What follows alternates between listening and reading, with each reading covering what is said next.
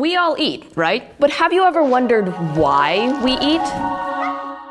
I mean, some animals only eat plants. Others just eat other animals.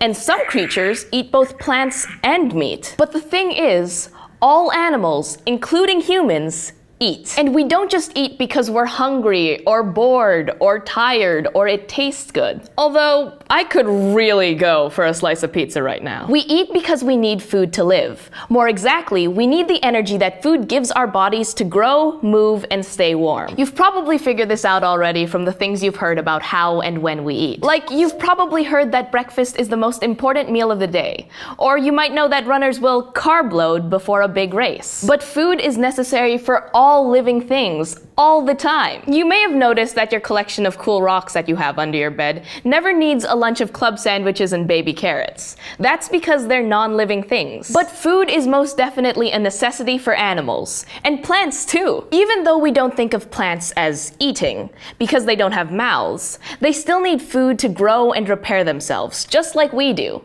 In fact, plants make a nifty model that can help us understand how the energy from food affects living things.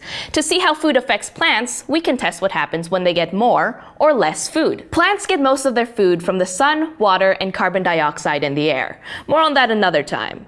But to test how food affects plants for yourself, you can use liquid plant food. That way you can control how much food or nutrients a plant gets. So consider this little investigation.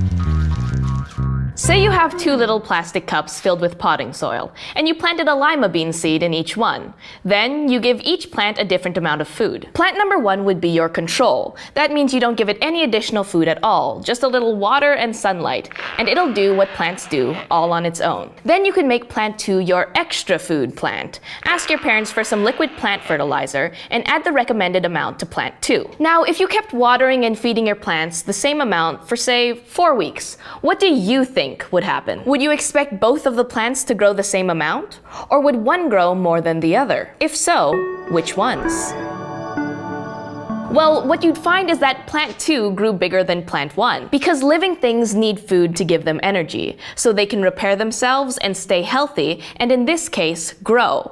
So with more food, plant 2 got more energy, and that allowed it to grow bigger. Now go eat your vegetables.